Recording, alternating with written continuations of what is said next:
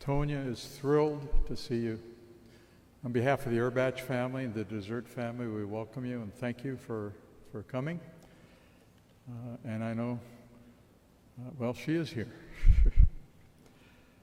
She was born Tonya Ann, it's with an E. Francis, also with an E, Dessert in Davenport, Iowa. Now, that's quite a name for a little girl born on Christmas. But it's a name full of promise, of a life full of accomplishments and adventure. However, fortunately, it was bequeathed upon a person, a child who was destined to fulfill those promises. She was a pre-war daughter who wouldn't really know her father well until after the war, 3 years later, after her birth. But they weren't wasted, those 3 years. They were spent living with, sharing her life with, and being nurtured by 3 generations of some pretty amazing women. Her mother, Kathleen O'Connor Dessert, her grandmother, Norma Meyer O'Connor, and her great-grandmother, Anna Bonsmeyer.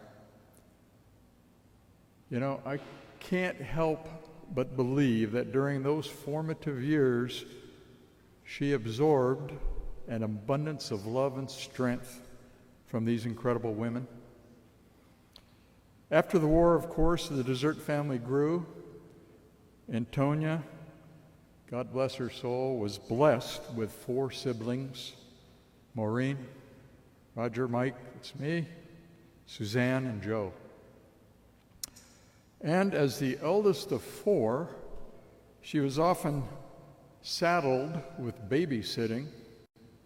I'm not sure saddled is the right word, maybe bridled or lassoed into babysitting, and it was something that her siblings often rebelled against.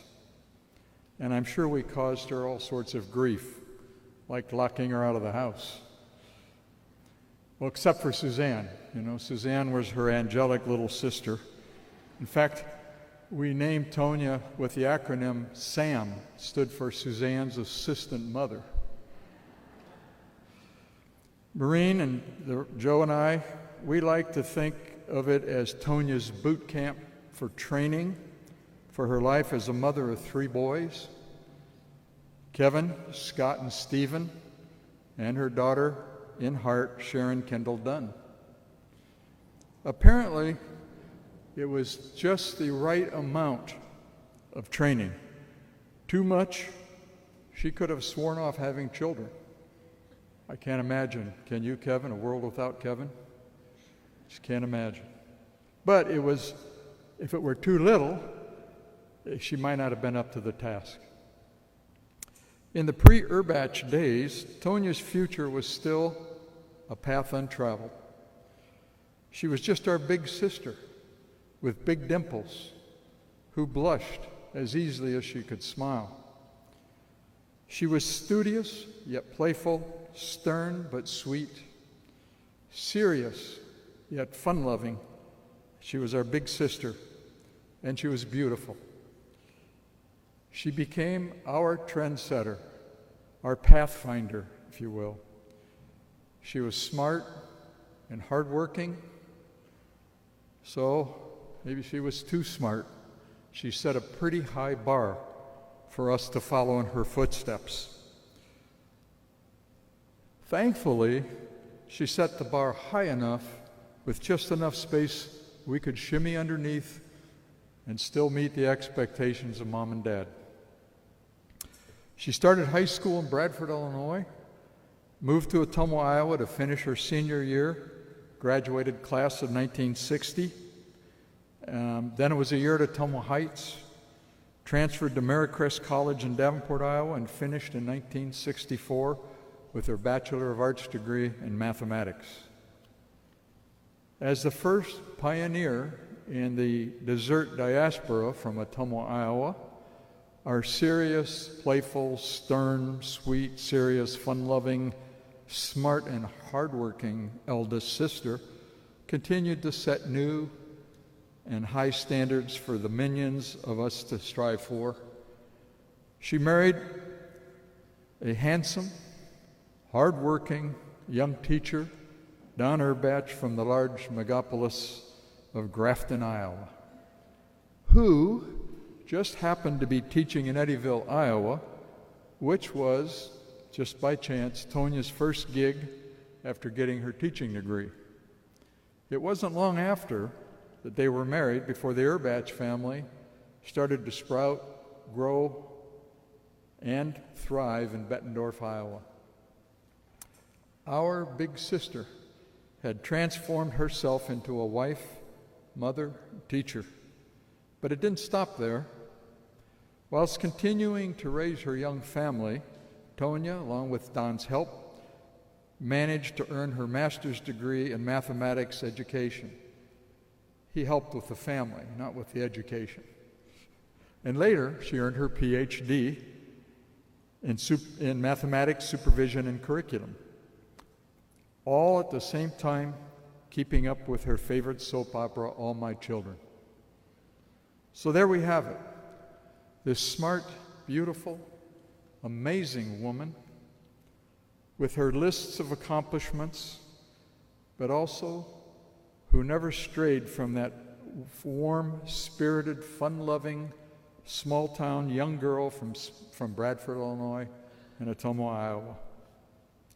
She was our matriarch, holding the family close, never forgetting anniversaries, always ready to celebrate togetherness, and always welcoming new members into the family. She seemed to have an endless capacity for attracting people and keeping them friends close to heart. She was a true reflection of God's love. Even our daughter Rihanna remembers how much she supported her. Every time she would come to Oregon, she would see what our children were doing. As Rihanna says, she was always interested and always supportive of what we were doing, even though she knew we hated math. You know, there was once a young man who told his priest that he didn't believe in God. When the priest asked him why, he responded, "Well, I can't believe in something I can't see." Now, the priest could have responded, "Well, with that attitude, you're never going to see him." But he didn't. He asked the young man, "Do you believe in electricity?" "Of course," said the young man.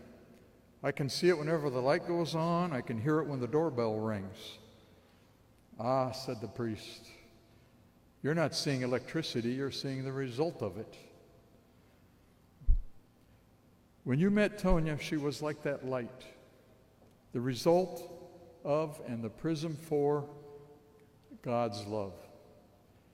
She was that ring at your front door that when you answered it, she would say, "May I come in and be your friend?" Today, we are here to celebrate that marvelous life. It was lived heartily and fully, open and sharing, rich in experience, always giving. It is a blessing that we were privileged to have enjoyed and have had such good fortune to have been part of Tonya's life. And that is what we are here to celebrate today. In Chaim Pokok's The Chosen, Reuben Malter's father David tells him, "Human beings don't live forever. We live less than the time it takes to blink an eye when measured against eternity. So it may be asked, what value is there to human life if our lives are nothing more than a blink of the eye? I learned a long time ago, Reuben, that the blink of an eye is nothing, but the eye that blinks, that is something. A span of life is nothing, but the one who lives that span, that one is something. They can fill that tiny span with memory so that its quality is immeasurable, though its quantity seems to be insignificant. A human being, he continued, must fill their life with meaning that is not automatically given to life, and it's hard work to fill one's life, and a life such filled deserves rest. Tonya, Anne, Francis, Desert O'Connor, as we wish you Godspeed, we also thank you for the memories and the love you've given us. We thank you for that immeasurable quality that you have added to our lives. And though we will miss you, terribly it seems, you are worthy and have earned your rest. We love you.